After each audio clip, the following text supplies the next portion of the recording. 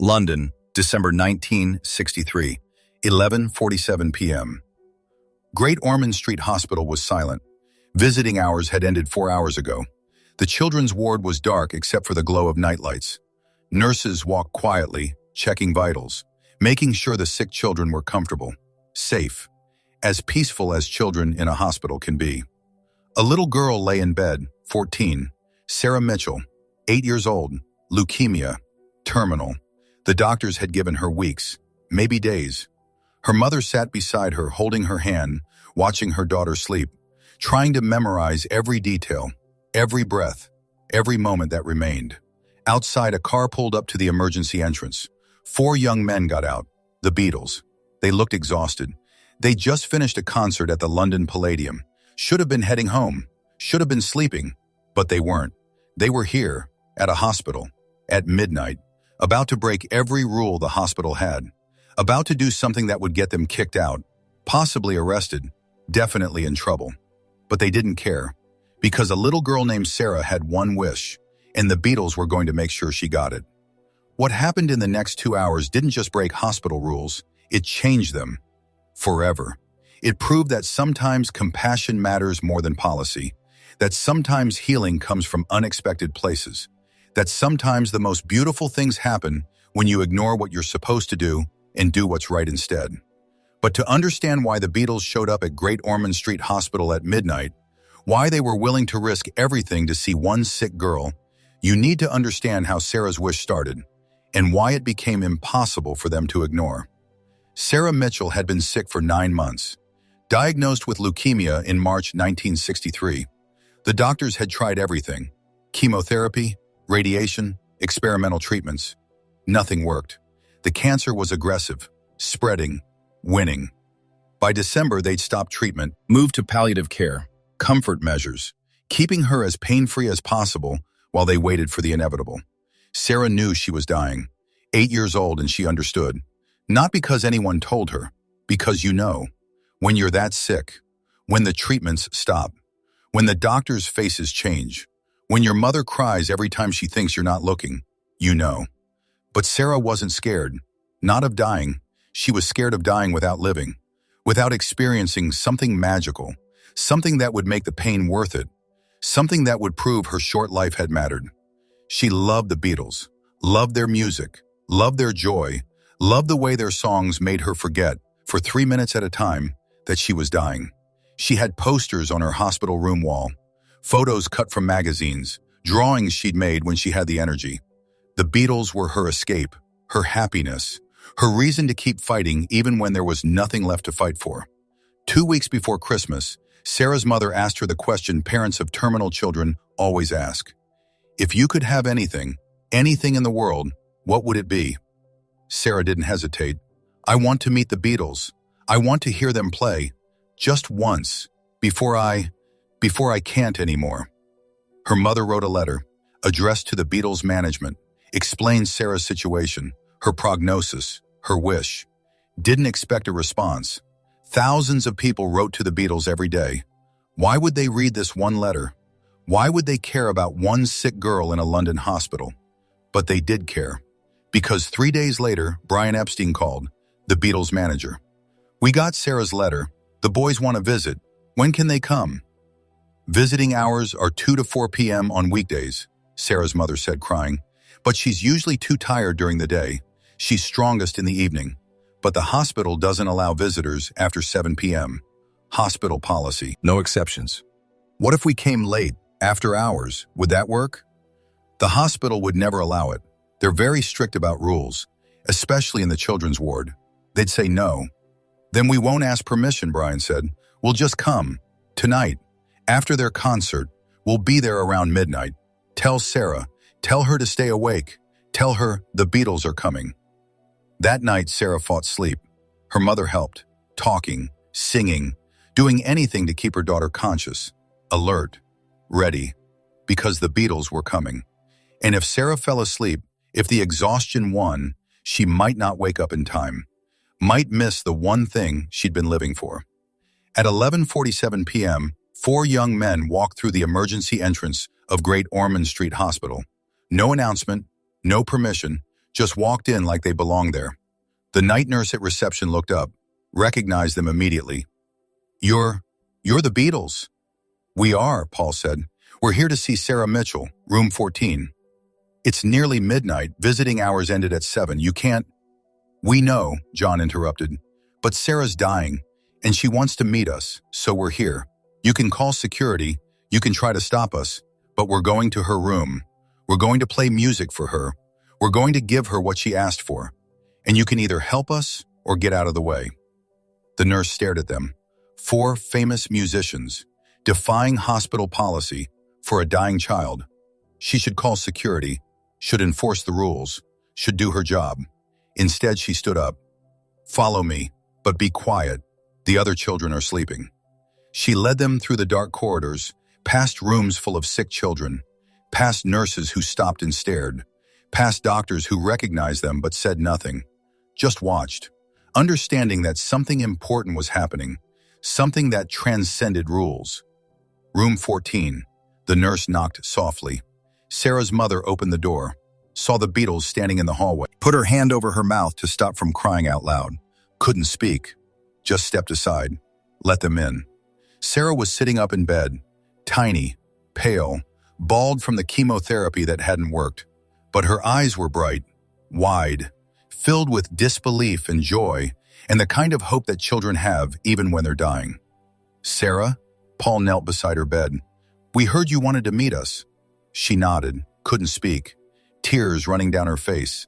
Happy tears. The first happy tears she'd cried in months.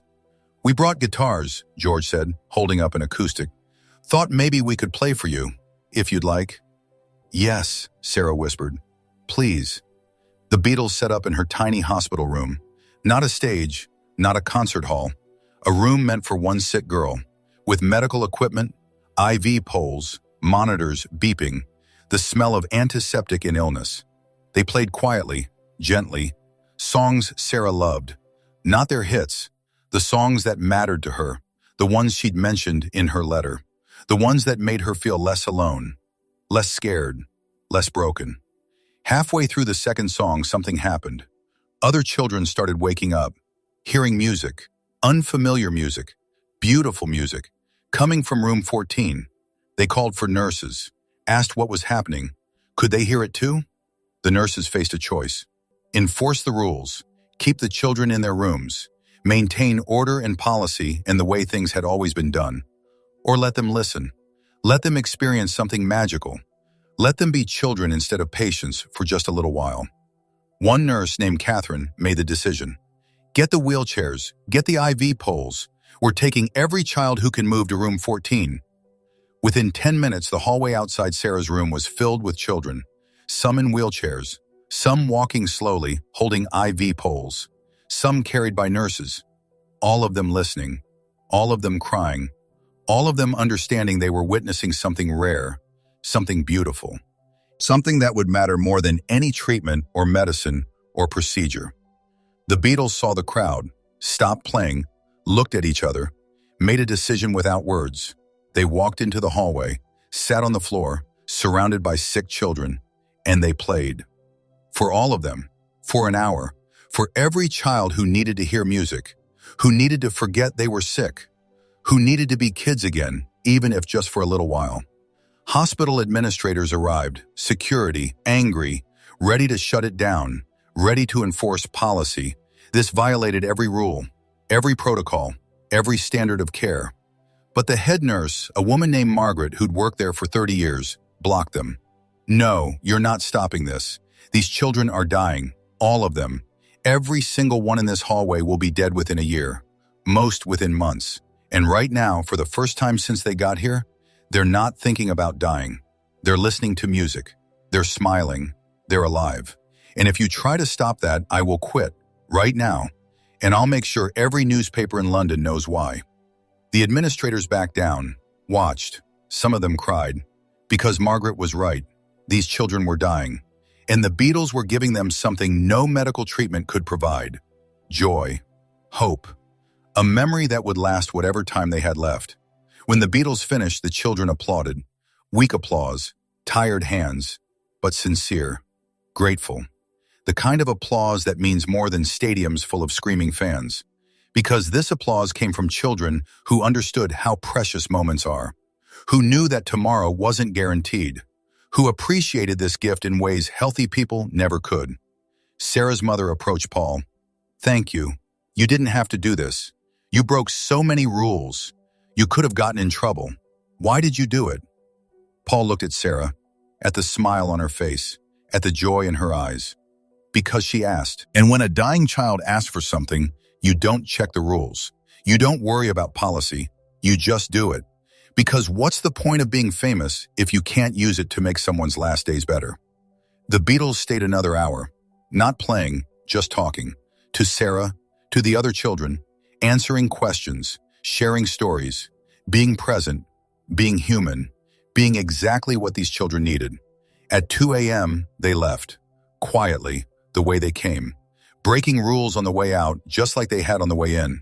But nobody stopped them. Nobody complained. Because everyone understood this had been necessary, important, right. Sarah died 3 days before Christmas, December 22nd, 1963. Peacefully, holding her mother's hand, smiling. Because her wish had come true. Because the Beatles had come. Because her last days had been magical instead of just painful. At her funeral, her mother shared something Sarah had said the morning after the Beatles visited. "I'm not scared anymore, Mom. I got to hear them play. Just for me. I got to be special. Even though I'm dying. They made me feel like I mattered. Like my life meant something. That's all I wanted, and now I have it." That story spread through the hospital, through the medical community, through London, and it changed things. Because hospitals started asking questions. Why do we have such strict visiting hours? Why do we prioritize policy over patience? Why do we say no to things that might bring comfort, joy, healing? Within 6 months, Great Ormond Street Hospital changed their visiting policy. Flexible hours for terminal patients. Exceptions for special circumstances. Permission for musicians, artists, performers to visit outside standard hours. Not because it was convenient, because it was compassionate. Because the Beatles had proven that sometimes healing comes from breaking rules instead of following them. Nurse Catherine, who'd gathered the children that night, wrote about it years later in her memoir. "I'd been a nurse for 15 years when the Beatles came. I'd followed every rule, every protocol, every policy, and I'd watched children die sad, scared, alone. That night I watched children forget they were dying. I watched them be kids again. And I realized that sometimes compassion requires disobedience. That sometimes the most beautiful things happen when you ignore what you're supposed to do and do what's right instead. The Beatles taught me that, and it changed how I practice medicine for the rest of my career." The story became legend in medical circles. The night the Beatles broke hospital rules and changed how pediatric care worked. Not through lawsuits or legislation, through compassion, through showing up, through choosing a dying girl over policy. Years later, Paul was asked about that night. "Do you remember Sarah Mitchell?" "Every day," Paul said quietly. "Every single day. Because she taught me something. That fame is meaningless unless you use it for moments like that. For making someone's last days better. For breaking stupid rules that prioritize order over humanity. We broke every hospital rule that night, and I'd do it again, 1,000 times, because Sarah mattered. And rules that prevent dying children from experiencing joy don't matter at all." December 1963, the Beatles ignored hospital rules for one sick girl, showed up at midnight, played music in hallways, gathered dying children, defied administrators, broke every protocol. And the nurses who witnessed it said it was the most beautiful thing they'd ever seen. Not because it was grand, because it was human.